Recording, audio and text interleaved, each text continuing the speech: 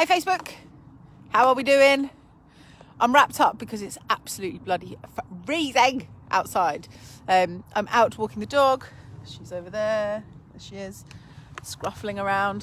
So I thought I would do my daily Facebook Live Project 365 whilst out with the dog, but it's bloody freezing, which is why I look like a mad human being walking around with millions of layers on.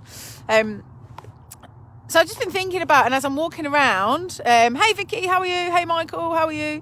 As I'm walking around this afternoon, obviously it's Sunday afternoon, I'm starting to think about next week. Hey Ruby, how are you? I'm starting to think about next week, starting to think about the plans, what I'm up to, what we're expecting to happen this week, and starting to kind of put things together to plan my time, right? And quite often I get asked, what are the key things that you focus on? Hey Sunny, how are you?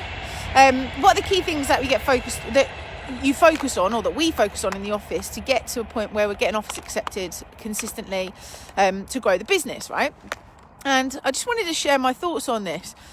Sunny, I'm absolutely fucking freezing. It's not even funny. I'm out with a dog, which is why I'm outside. She's over there. But yeah, it's like minus where I am. It's freezing cold. So I'm wrapped up many layers. So I'm about like the size of a house as well, which looks ridiculous. But anyway, back to the point. What's the things that you should be focusing on? What's the activity you should be focusing on in your week so that you absolutely know that you're going to get your offers accepted and you're going to build a solid pipeline? So I did a video a little while ago, probably about a week ago, about building a strong pipeline and the importance of a pipeline and why you need one and why without it actually your business is dead in the water. So one of the things I then got asked a lot about is, how do you build the pipeline? What do you focus on to grow it? Now, we focus on activity, obviously, things like phone calls, meetings, viewings, investor meets, all these different things. However, for me, there is one hard KPI that you have to put into your business. And without it, my dog is wrapped up in a blackberry bush right now. What are you doing? She's fine. She's safe. She's out. The one hard KPI that we focus on as a business is offers out. Now, the reason that this is the KPI that we focus on is because everything leading up to offers out, i.e. your viewings, your calls, your meetings, all those things, everything that leads up to that point is pointless unless you make an offer. It doesn't make any sense. Yeah, there's absolutely no point to any of it unless you actually make the offer. So what we tend to focus on, and when when people join my team, people that I train, and myself as well, we focus on offers out as our hard KPI number. So we try and get a minimum of 5 offers out every single week. Now, last week, to put that into perspective, we got 2 development offers out and we got 2 rent-to-rent offers out. So we missed our KPI. We didn't get 5, but we got 4 out. Now, if you only aim to get 1 offer out a week and you miss it, it means you do nothing. You get no offers out. So we try and aim for 5 a week and 5 offers out per week. Sometimes we miss it, sometimes we do more than that. But what it means is that 5 people, 5 opportunities, 5 vendors, 5 agents, what it is, 5 people every single week know that we want their house. They know that we're willing to buy it, or they know that we're willing to rent it. And if you can build a pipeline by putting out 5 offers every single week and then obviously following up on those offers on a regular basis, actually, Geraldine, I'm freezing. You're right. I am cold. I'm outside walking the dog. If you can put 5 offers out every single week, what happens is you build that pipeline, and it's the pipeline and the following up with the pipeline that actually ultimately brings the money. There's a lot to do with, as well, the relationships that you are building with your agents, with your vendors. If you're putting out multiple offers to people, then they start to get used to you. They start to get used to the way that you offer. They start to get used to your language. They start to get used to your offer packs. They start to get used to the way that you do your numbers. And when they start to get used to the way you do your numbers, what also happens is they start to bring deals to you that satisfy your requirements. Does that make sense, everybody? Because what you have to understand is the first deal... Oh, let me just swap the lead around. The first deal that you put an offer out with, the first agent that you ever speak to, is really unlikely to be a deal, and it's really unlikely to be the one that you transact on. Does that make sense?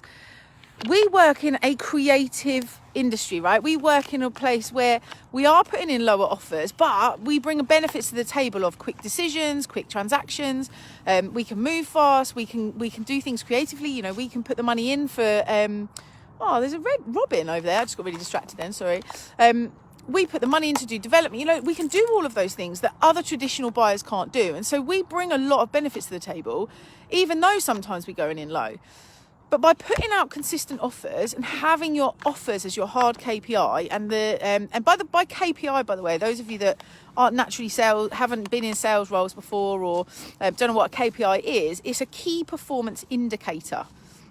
Now, a key performance indicator in a business is basically your check-in point. So if you know that your aim is to get 5 offers out every week, and you're only putting out 3, then you know you're behind where you wanted to be. Whereas if you put out 7, you know you're ahead of where you wanted to be. Yeah, it's Sonny says it's like dating. You don't get married on the first date. You have to build the relationship. You have to take them out a few times.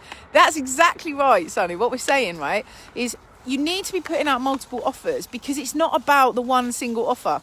That's not the deal that you're going to do. Yeah, and you know, some people say to me, well, you know, I've put 3 offers out this month and I've not had any of them accepted. Well, it's really unlikely you're going to get 3 offers in a month accepted until you've got the relationships in place.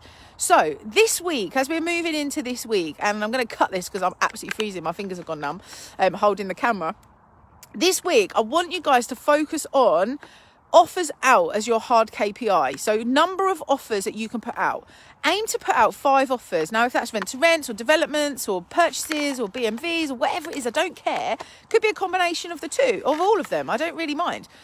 But I want this week you to focus on getting 5 offers out, okay, to new agents or new vendors that you've not spoken to before, to start building the relationships so that you can then start your negotiations. Because until you actually put an offer out, the negotiations don't start. Because your offer goes out, it gets rejected, and then you can say, okay, we've got the line in the sand. Where do we need to be to get it accepted? And that's when the fun bit starts. That's when the negotiation starts, right? So this week, guys, I want you to focus on 5 offers out. That should be your hard KPI this week. Offers out on whatever sort of deals you want to do. Keep me posted on how it's going. Let me know once you've got your offers going in and out, and, you know, let me know if they get accepted. I'll be really excited. I'm going to focus on the same KPI this week and see if we can get 5 offers out. Like I say, last week, we've got more dogs. Last week we did 4. We missed it by 1, but that's okay. That's your target for this week. So I'll catch you later. Have a good weekend. Bye. Not a good weekend, a good week. Bye.